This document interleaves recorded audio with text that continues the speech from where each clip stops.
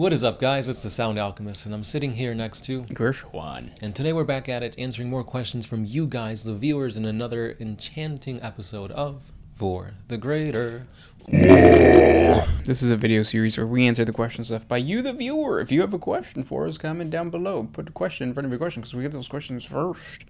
That is what the red pill has done. What was the mysterious ancient race that controls warp energy without being corrupted or getting corrupted? You were talking about the ancients, the mysterious, the old ones. Yes. Brain boys, maybe. Perhaps. We don't actually have an official look at what these guys are, but they're basically Slan. Mm-hmm. The old fat toad-like things from Age of Sigmar. Which I'm okay with their design being that. Because when you think of like a race that is so powerful psychically that they don't really need their bodies. Yeah. Kind of like in WAAAGH. You have robots doing everything for humanity. They're just kind of like just sitting there, stuck in their chairs. Yeah. No, but even though I think the lore does state, especially the lore of the War in Heaven, that the old ones might have not all looked like that. Mm-hmm. It could have been like different factions, and I actually kind of like that theory, that it's like multiple reptilian, they're always reptilian factions, so think of the lizard men, mm-hmm. And the Seraphons, the Slan, the Skinks, all of them, all built into one, and it kind of explains why there's so many warrior races that the old ones created, mm-hmm. Because there was actually different factions within the greater old ones that created all of these different warriors. Yeah. The Eldar, the Brain Boys, the Jokera Weaponsmiths. Yep, even like legit Slan. Yeah. Slan? Flan? Hey. But the cool thing about them, and the thing that I think a lot of people need to understand, is that the reason they weren't corrupted by chaos is because back then the Immaterium was super chill. It was almost like a stream running down, like pretty peaceful, mm-hmm. Whereas like now it's cascades everywhere, yeah. Waterfalls, rapids, yeah, whirlpools, Disneyland.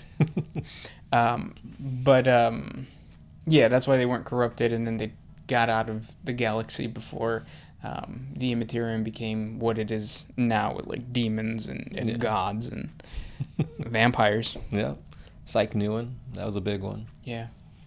And yeah, that's we have 40 facts videos on them, so if you want to check it out, mm-hmm. if you want to find out where they are now, I have a theory video on it. That's pretty popular. But yeah, good question. Yeah, would you ever want to see them return? Yeah, I think it'd be really cool if they came back like in Blackstone Fortress, where it's just like one old one who like comes back. There's supposedly one left here in the galaxy, and I talk about it in the lore to them. But yeah, communicated with the Emperor and all this kind of stuff. So yeah, rumor has it that the Golden Throne is old one tech. Yep. Next one. This one's by the big one. Did the Thunder Warriors have thunder thighs like my mom? I've never seen your mom send a pic. Surprisingly, that's the reply under his share pics of mom. But I mean, they're Thunder Warriors because they're so big, bulky. Like every step they take is like thunder rumbling. Yeah. And they're meant to just be like a bruiser type unit, just there for brawn, not brains. Exactly. Yeah. So if your mom fits that description, then maybe. And that's scary. I would not want to stand behind her in the DMV. The DMV? Yeah. Of all places. Mm-hmm. This next question comes from Eric Romero. Are there any leaders of the Necrons that have the flare virus, and can they be leaders? Kind of. There's one in particular, I did a 40 facts video on him. I can't remember what the dynasty is called, but he has like a slight, like he's on the road to become a flayed one or whatever, but he uses his flayed ones as like attack dogs. Yeah, flayed ones are pretty cool. I forget his name. Probably like Domenico Santiago, something like that. Something like that. He's probably like a manager at a Verizon Wireless. Yeah. They call him Santi. Mm-hmm. Where's the keys, Santi?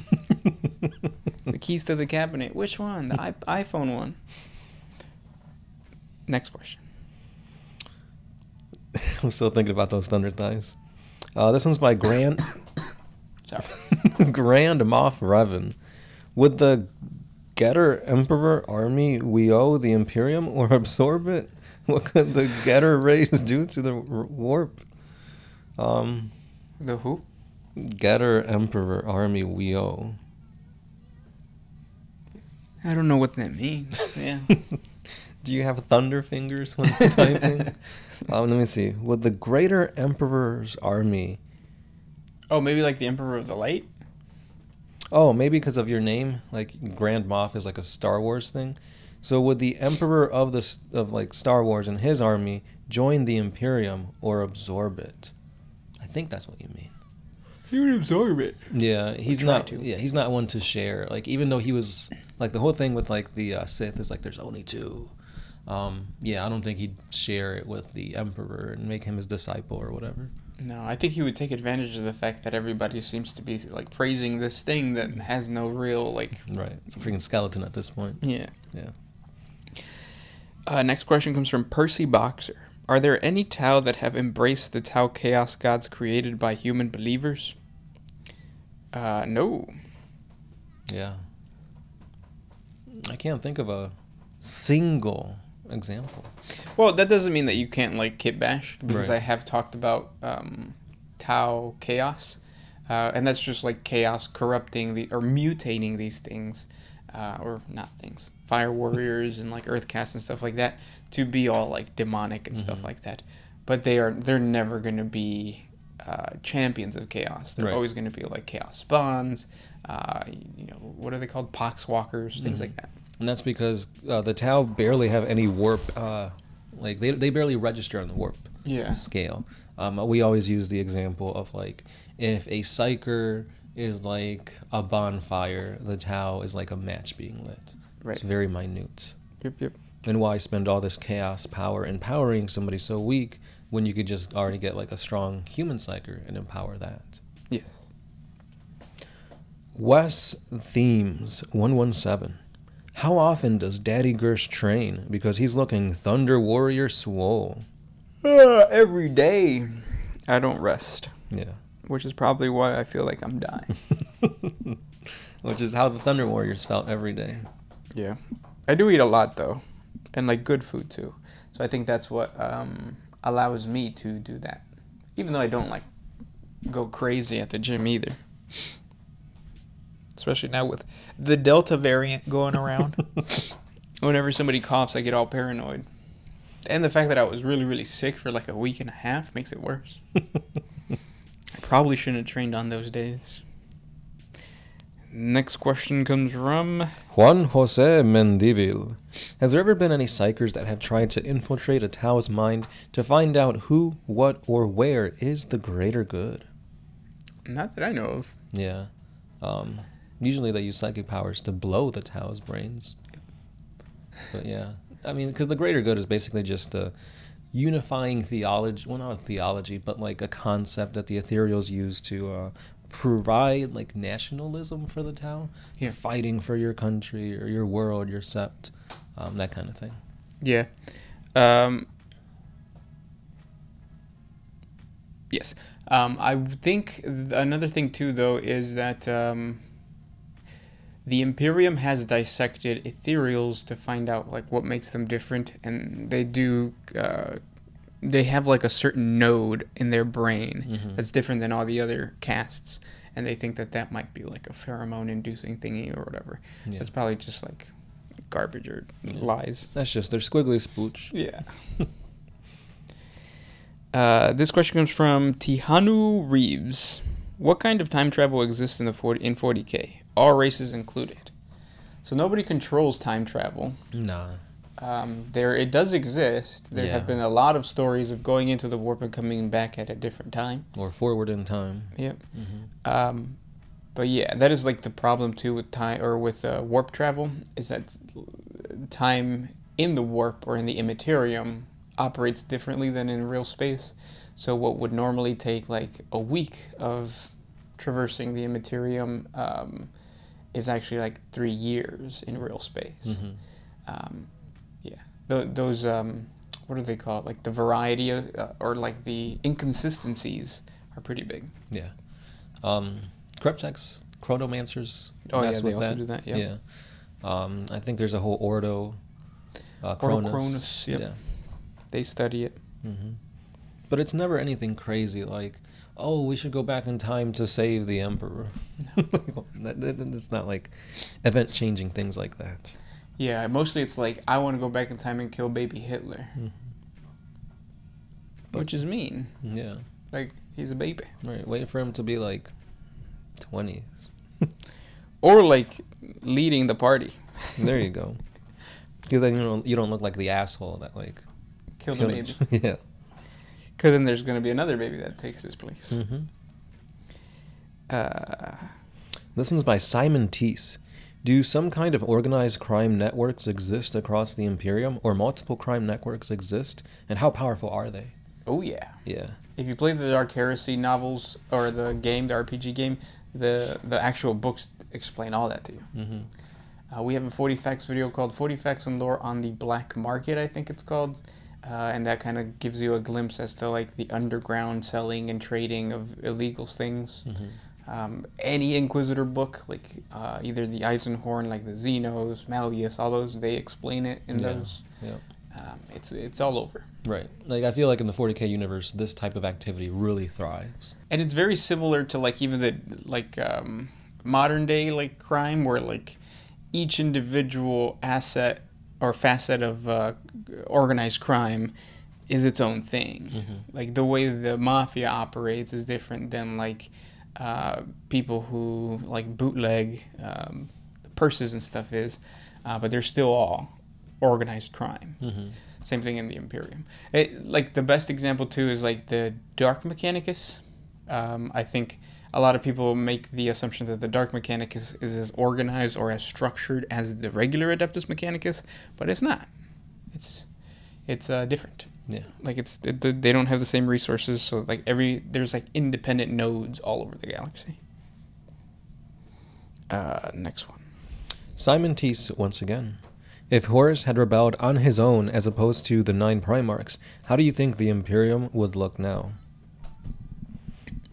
I don't think the Horus Heresy would have actually taken off and been that big of a deal. Yeah. Because as strong as Horus and his legion were, they're just one legion. Right. You could just quell that with a battle of attrition. Yeah, you could say that the Chaos Gods would still empower them and maybe empower his whole legion more so. But still, at the end of the day, I don't think it would have gotten anywhere far. And there's definitely no way that the Imperium would have fallen. Like, the Emperor wouldn't even have to be, like, present. Like, I still believe that the Primarchs could have taken him out. Right. Yep. This next question comes from J Day. If the deal with Cypher was upheld and... Oh, we already answered that, right? Mm-hmm. Yep. This one is by Andrea Necci. So I don't know much about Tau. So what is the purpose of long-term Farsight? And without the greater good, how does it hold the Tau together? Are there any non-Tau following him? So yeah, so Farsight broke away from the Tau when his ethereals got beheaded by demons. He survived the encounter, and he decided that, hey, he saw the galaxy for what it actually was instead of just this whole greater good theology or concept. And after that, he decided to build his own space in space to allow for the Tau to kind of see the galaxy for what it really is. See that, hey, the greater good isn't all that it should be. There's demons, there's chaos, there's this whole other aspect that the ethereals aren't telling you. So he's basically just giving the Tau another life free of that control. Yeah. He's not trying to attack the Tau and destabilize them. He's just giving his followers a different option. Yep. So. Yeah. Even though, because I've answered a question in the past saying that, like, if I could get rid of any character in 40K, I think I would get rid of Farsight because of that fact that he, like... It's not grimdark. Yeah, and the interesting bit about the Tau Empire is that concept of, like, they're basically North Korea. and like here is this liberator who's saving them from that mindset, and that's not grimdark. Like if I want to play a Tau, I want to have the concept of like, no, this is like straight up like super mind oppressive, like mind wipe and stuff like that. But yeah, so that's another thing to keep in mind with the Farsight enclaves. I understand why it's a draw too to some certain people, because melee. Yeah. He represents melee for the Tau. Which sucks. It's like, oh, I want to play a losing Tau army. The Farsight enclaves are there. Because even though they're kind of meant to be played mid to close range, that's not what the Tau need to do. Yeah. This next question comes from Eric9. Superhumans versus Space Marines. Who are the strongest non-GMO fighters in the Imperium, and do any stand a chance against your standard Astarte? Hard mode, no psychers. I still don't understand non-GMO fighters. So are you saying like just really like I don't know, like UFC class fighters? I don't know. Yeah, like I'm guessing like not genetically modified. Yeah. No, a Space Marine would just crush a regular dude. Yeah. So like if you were the top fighter on planet Earth and a Space Marine landed, you would get destroyed by the Space Marine. Right. Think of Hulk versus Thanos. Because like Hulk didn't do anything to him. I would think more like Hulk and that other guy that he beat up in the first Hulk movie with the guy from... Oh, Abomination? Yeah. Well, no, right. Before Abomination, though. Remember, he basically destroyed every single bone in his body when he, like, kicked him, and then he went rolling into the tree. Oh, yeah. What was that? What was the name of that movie? It's still The Incredible Hulk. That was it? Like, there was nothing special to it? No. Oh, okay. But, yeah, that's what I picture. Like, a Hulk versus... a really well-trained fighter. Oh, or think of like the best fighter in the world fighting against a gorilla. Yeah, that's true. Well, I don't know. You don't think like GSP would beat up a gorilla? No, gorillas will tear him apart. He'd probably get like a kick and a punch in, and then like the gorilla would just maul him. Yeah, probably. Yeah, I guess that's a good one. With more intelligence, I think like a gorilla is just like brute strength. Right. The Space Marine would know, like, oh, hit him here and then break his clavicle there. But you know what's crazy to me is that like people survive like bear attacks. Like how could GSP not survive a gorilla attack? Like give him a knife, I think he would survive. Yeah, probably. But it depends on if the gorilla wants to kill you. Or like, because I think gorillas, just like any other animal, you do enough damage to them, they'll run away. Because the whole like preservation of life comes like the instinctual. Yeah. It's like, it's not a life or death fight for the gorilla. They could just run. That's true. Yeah. Humans, they could bypass that. We can bypass our throw to run away, or our desire to run away. Yeah, the whole instinctual fight or flight. Yeah. Especially if you're a trained fighter, you're trained to fight. Well, I wouldn't say that, because in some UFC fights, you just see the person kind of give up and like run away for like the rest of the match. That's true. Yeah. I don't know. Just give them all GMOs. And then last question. Do you have one? This one is by Iraq9. The enemies of humanity are about to make landfall on Terra. It's looking dire. What last-ditch desperation options do the defenders have? Banned weapons? Called in favors? Release the prisoners? So you're saying Terra is going to get invaded. How will they survive this invasion? And they're being invaded by who? It just says the enemies of humanity. That could be anything, or all of them. They're just continuing to fight, because that's what happened in The Beast That Rises. They didn't give up. They just kept fighting. Right. And then the Custodes came in. And they were like... Pew, pew. They do have the Terminus Decree. That's kind of like the last-ditch thing that, like, at least the Grey Knights know about. And there's like a little wooden box with an insignia on it, and there's another insignia on the Golden Throne. And they said if like they push the button or they open it at the same time, it's going to create either cataclysmic event to end the Imperium or an event that'll save the Imperium. That's kind of like 50-50. Yeah. So that's probably like the last ditch effort. Like, oh no, the Emperor's body has been taken, or like something dire that like they have to push it. If you're in that scenario, then more than likely than not, like you would understand that no, this device is gonna end the world. Mm-hmm. Because if it's supposed to save humanity, why not open it now? Because it's not like to that point. I know, but like I mean, that's like saying, oh, we're starting a war with this country. Why not just nuke them off the bat? Well, that's different though, because then that's like collateral damage to them. If it's gonna save humanity, you're saying, I figured like... But I feel like it'll save humanity, but at what cost? Ah, okay. Because Yeah. I thought like you do it and then the Emperor comes out and he's like, surprise!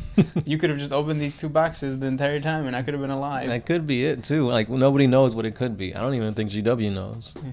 They just made it up. Mm-hmm. Matt Ward. Yeah. Yeah. Those were the questions for today. If you guys have more questions for us, please comment down below. Thank you guys so much for listening, and we'll talk to you guys next time. Yeah. As always, this has been the Sound Alchemist. Gershwan. And we are out. Always